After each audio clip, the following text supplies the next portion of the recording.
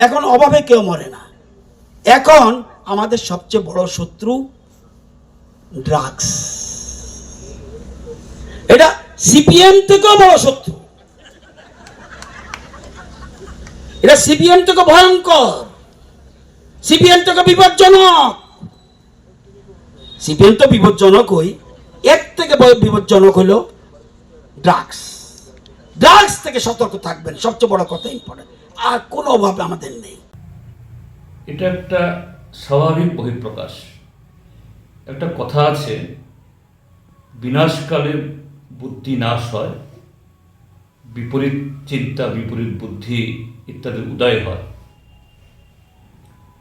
যে ভারতীয় জনতা পার্টি এবং বিশেষ করে মাননীয় মন্ত্রী রতনলাল নাথেরও প্রায় একই দশা।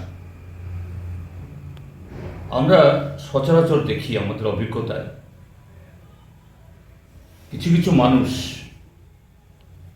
তাদের জীবন অন্তিম সময়ে একদিক থেকে প্রাকৃতিকভাবে অর্থাৎ বায়োলজিক্যালি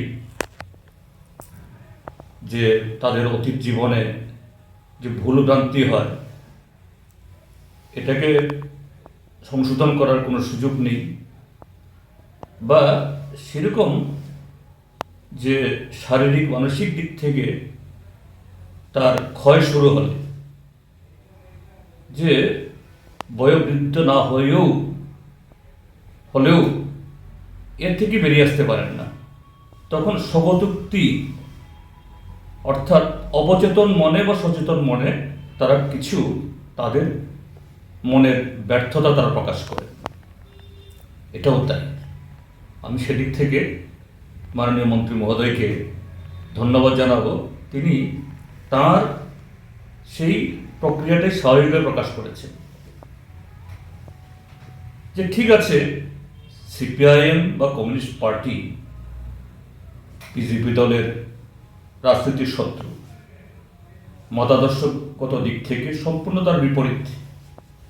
সিপিএম এর তথা কমিউনিস্ট পার্টির তিনি বিরোধিতা করবেন, আর তাদের কাছে তো সরকারি কর্মসূচি বা দলীয় কর্মসূচি বা সামাজিক কর্মসূচি বা কোনো যে ধর্মীয় অনুষ্ঠান তার ফারাকটা এরা বুঝেন না।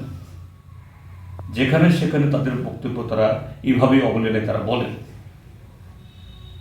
তো কমিউনিস্ট পার্টির চাইতে যদি ড্রাগ খারাপ হয়, হ্যাঁ ড্রাগ তো অবশ্যই, এটা তো সত্য বলেছেন।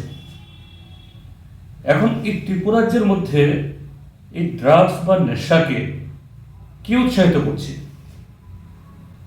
নেশা, হ্যাঁ এটা নতুন করে তৈরি হয়নি, 2018 বিজেপি সরকার আসার আগেও ছিল, কিন্তু এইভাবে নেশার রমরমা, ট্রাক ভর্তি, ওয়াগন ভর্তি, গোডাউন ভর্তি, এবং ত্রিপুরা রাজ্যের পুলিশকে আইন শৃঙ্খলার চরম অবনতি ঘটার পরও সেদিকে নারী নির্যাতন, ধর্ষণ, খুন, লুট হচ্ছে, পুলিশ এসবে নজর দিতে পারছে না।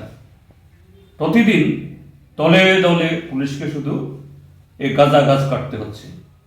কোন আমলে?